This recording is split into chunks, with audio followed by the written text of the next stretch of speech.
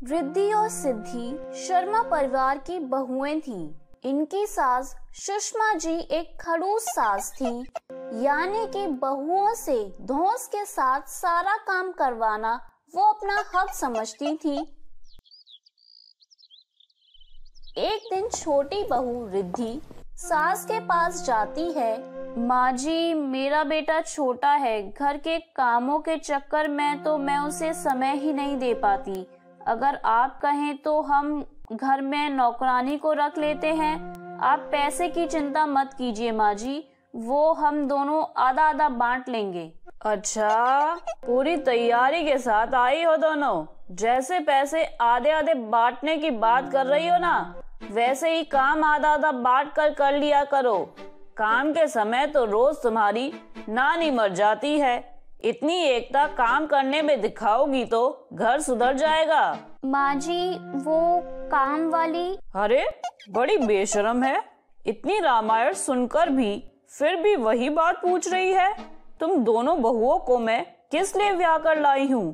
काम वाली लगा लूं ताकि तुम दोनों पड़े पड़े बिस्तर तोड़ो। सास के मुंह से इतने अच्छे अच्छे प्रवचन सुनकर दोनों बहुएं अपने काम निपटाने रसोई में चली जाती हैं।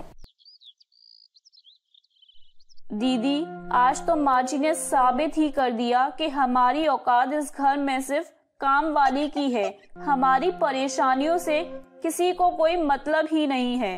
अब क्या कर सकते हैं रिद्धि, तुझे तो पता ही है माँ की बेटे माँ की ही हाँ में हाँ मिलाते हैं। हमारी तकलीफ समझने वाला कोई नहीं है यहाँ। दोनों देवरानी जिठानी उदास होकर अपना अपना काम निपटा रही थी। जैसे ही उन्होंने खाना टेबल पर लगाया, सामने से सुषमा की बहन घर आ गई। बहू, ओ बहू, देखो मौसी जी आई है तुम्हारी। ऐसा करो, पहले 2 कप चाय भिजवा दो, उसके बाद इनका भी खाना लगवा देना। लेकिन माँ जी, खाना तो खत्म हो गया। मैंने सबकी थाली में पहले ही परोस दिया था। अरे तो क्या बिल्कुल नाप तोल कर खाना बनाती हो तुम दोनों?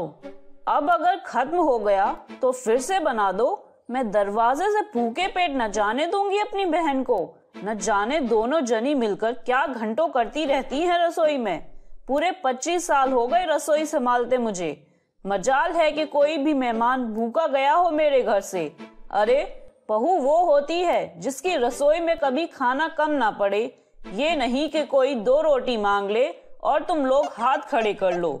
रिद्धि, आज से दाल, सब्जी, रोटी, चावल सब 2 आदमी के लिए फालतू ही बनाना है। पूरे दिन काम करो और फिर खरी खोटी सुनो, ये न हो पाएगा मुझसे। फिर क्या था, दोनों बहुओं ने गांठ बांध ली। चाहे जो हो जाए, 2 लोगों का खाना ज्यादा ही बनाना है। कुछ दिन बीतते हैं। एक दिन सुषमा जी को कुछ खाने का मन करता है और वो फ्रीज खोलकर खाने के लिए कुछ ढूंढने लगती हैं। रिद्धि, सिद्धि, इधर आओ तुम दोनों। ये डब्बों में बंद करके क्या भर रखा है तुम दोनों ने फ्रिज में? अच्छा, वो डब्बों में 2 आदमी का खाना है माँ जी। क्या 2 आदमी का खाना है? तो ये डब्बों में भरकर क्यों रखा है तुमने? लगता है माँ जी आप समझी नहीं। आपने ही तो कहा था कि घर में बरकत तभी होती है जब 2 आदमी का खाना ज्यादा बनता है। इसलिए अब हम ना तीनों टाइम 2 आदमी का खाना ज्यादा बनाते हैं। अरे महारानियों, तो इन डब्बों में बंद करके रखने का क्या फायदा? ये खाना क्या अंडे देने वाला है? अरे खत्म क्यों नहीं कर दिया साथ के साथ? खत्म कैसे होगा माँ जी, आपने ही तो घर में नियम बना रखा है ना कि घर में कोई भी बासी खाना नहीं खाएगा। तो जब भी हम दोनों खाने के लिए पूछते हैं तो सब यही कहते हैं कि बासी खाना बाद में खा लेंगे, अभी ताज़ी खाना दे दो। अब हम दोनों आपसे बिना पूछे खाना फेंक भी तो नहीं सकते ना। फिर आप कहेंगे कि बहू खाने की बर्बादी करती हैं। इसलिए हम बचे खाने को डब्बों में पैक करके फ्रीज में रख देते हैं। तो अब तुम दोनों ने कौन सा खाना बचा लिया? 15 दिन से खाना फ्रिज में रखकर सड़ा रही हो। इसमें खाना बर्बाद नहीं हो रहा क्या? सबका दिमाग घास चढ़ने गया है इस घर में। माँ जी, जो आपने कहा था हम तो वही कर रहे थे। अब रोज 2 आदमी का खाना ज्यादा बनेगा तो बर्बादी तो होगी ही। तुम्हारे बस का नहीं ये सब संभालना। कल से मैं ही बचा हुआ खाना ठिकाने लगाऊंगी। अगले दिन से सुषमा अपने ताजी खाने का नियम का गला घोटकर खुद ही नाश्ते के समय बासी खाना गरम करके सबको देने लगी। दीदी, ये तो बढ़िया हो गया। माँ जी सारा बासी खाना सुबह नाश्ते में खिला देती हैं। ऐसा करते हैं, कल से थोड़ा खाना और बना लिया करेंगे। हमारा भी सुबह के नाश्ते का काम कम हो जाएगा। क्या कहती हो आप? देवरानी रिद्धि का आइडिया सिद्धि को भी अच्छा लगता है। अगले दिन से वो दोनों जानबूझकर थोड़ा खाना ज्यादा बनाने लगी। अगले दिन नाश्ते के समय, अरे बहू देखो तो रात का कितना खाना बचा हुआ है। ऐसा करो, नाश्ता मत बनाना, सब लोग यही खाना खा लेंगे। ठीक है माँ जी, जैसा आप कहें। दोनों बहुएं रोज बासी खाना बचाती। सास सुबह सबको खाना खिलाकर खत्म कराती। एक दिन सुषमा का बड़ा बेटा आलोक कहता है, माँ ये क्या सिस्टम बना दिया है आप लोगों ने। रोज सुबह सुबह बासी खाना ला के रख देती हो। बहुत हो गया, अब मुझसे नहीं खाया जाता बासी खाना। कल से मुझे मत दिया करो। भैया बिल्कुल सही कह रहे हैं माँ, खाया तो मुझसे भी नहीं जाता। आप इन दोनों को समझाती क्यों नहीं हो कि खाना हिसाब से बनाया करें। अच्छा, मैं बात करती हूँ दोनों से। दोनों बेटों के ऑफिस जाने के बाद, रिद्धि सिद्धि बेटा, खाना कुछ ज्यादा ही बचने लगा है। सोच समझ कर खाना बनाया करो। मैं तो तुम दोनों को समझा समझा कर थक गई हूँ। बर्बादी कहाँ हो रही है माँ जी? आप खिला तो देती हैं सबको। अरे मजबूरी में खिलाती हूँ। मुझे बासी खाना खिलाने का कोई शौक नहीं। कान खोल के सुन लो तुम दोनों। आज से अगर ज्यादा खाना बचा तो तुम दोनों ही खाओगी। मेरे बेटे और पोते पोतियाँ तुम्हारी गलती का हर्जाना बिल्कुल नहीं भुगतेंगे। सास के जाने के बाद,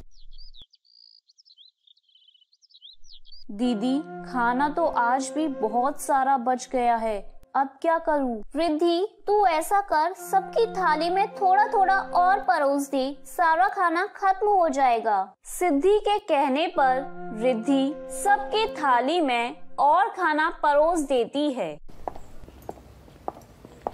माँ जी, बाऊजी आइए, खाना लगा दिया है। सब लोग आकर खाना खाने लगते हैं। अरे भाई आज तो कुछ ज्यादा ही खाना खा लिया। रिद्धि आज तुमने बहुत सारा खाना रख दिया था मेरी थाली में, अब मुझसे और नहीं खाया जाएगा। आलोक की तरह बाकी सब भी बारी बारी से थाली में थोड़ा खाना छोड़कर उठ जाते हैं। थाली में बचे हुए झूठे खाने को देखकर सास सुषमा को और भी गुस्सा आता है। अरे तुम दोनों सुधरने वाली नहीं हो। अब ये थालियों में बचा हुआ झूठा खाना तो फ्रिज में रखने लायक नहीं है। इस तरह अन्न की बर्बादी करना ठीक बात नहीं होती। सास की बात दोनों बहुएं एक कान से सुनती, दूसरे कान से बाहर निकाल देती और हर रोज इसी तरह ढेर सारा झूठा खाना डस्टबिन में फेंकने लगती हैं। अरे आलोक बेटा, मैं तो तुम दोनों की पत्नियों से दुखी हो गई हूँ। इन्हें बात समझ में ही नहीं आती। रोज ढेर सारा खाना कूड़े में फेंक देती हैं। इन्हें सुधारने का भी एक ही तरीका है माँ। अब से जो भी बासी झूठा खाना बचे इनके मायके भिजवा दो। इन्हें खुद शर्म आएगी, तभी सुधरेंगी ये ले विकास बेटा, मैंने सारा झूठा खाना पैक कर दिया है। तू जाकर अपने ससुराल पहुंचा कर आ। विवेक टिफिन में भरकर खाना रिद्धि और सिद्धि के घर देने के लिए निकल जाता है। अरे दामाद जी, आप इतनी रात को अचानक यहाँ? हाँ माँ जी, मैं आपको कुछ देने के लिए आया था, ये लीजिए। क्या लाए हो बेटा? ये खाना किस लिए? माँ जी, आपसे पूछना था कि इतने खाने में कितने लोगों का पेट भर सकता है? 3 लोगों का तो भर ही जाएगा बेटा, लेकिन तुम ये सब क्यों पूछ रहे हो? माँ जी, आपसे इसलिए पूछ रहा हूँ क्योंकि इतना खाना हर रोज हमारे यहाँ कूड़े में फेंका जाता है। कितना भी समझाओ रिद्धि को, यह बात उसके समझ में आती ही नहीं। मैं झूठा खाना आपके पास छोड़ के जा रहा हूँ। आपके कुछ काम आ सके तो देख लीजिएगा। मैं कल फिर आऊँगा माँ जी, बासी खाना देने। चलता हूँ माँ जी। रिद्धि, ये क्या हो रहा है तेरे ससुराल में? दामाद जी इतना बड़ा डिब्बा भरकर झूठन देकर गए हैं, इस तरह तुम अपना घर चला रही हो बेटा? इतने खाने में तो 3-4 आदमी का पेट भर जाए। आपको पता नहीं मम्मी, अगर खाना कम पड़ जाए ना तो भी सब हमें ही सुनाते हैं। आज तो विकास जी ने हद ही कर दी। मेरे मायके तक बात पहुंचाने की क्या जरूरत थी? बेटा, एक समय तेरे पापा की नौकरी चली गई थी। उस समय 3 लोगों के खाने का इंतजाम करना कितना मुश्किल था वो हम ही समझ सकते हैं। जितना खाना तू फेंक देती है ना, उतने में तो एक पूरे परिवार का पेट भरा जा सकता है। अन्य का कभी अपमान नहीं करना चाहिए बेटा, समय बड़ा बलवान होता है। खाना बनाने को कभी बोझ मत समझो। हमें ऊपर वाले का शुक्रिया करना चाहिए कि हमारे पास भोजन है, तभी तो हम अपने परिवार को पकाकर खिला पा रहे हैं। मुझे माफ कर दो मम्मी, मैं आपकी बात का ख्याल रखूंगी और कभी भी अन्न बर्बाद नहीं करूंगी। सबकी थाली में उतना ही परोसूंगी जितनी जरूरत है। माँ की बात सुनकर रिद्धि को अपनी गलती समझ में आ जाती है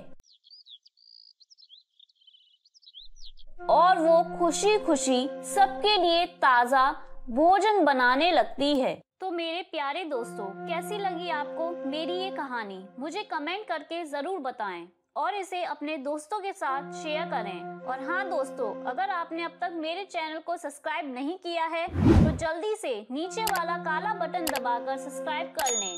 तो मिलती हूँ मैं आप सभी से फिर एक नई कहानी के साथ। तब तक के लिए आप अपना ध्यान रखें। बाय बाय दोस्तों।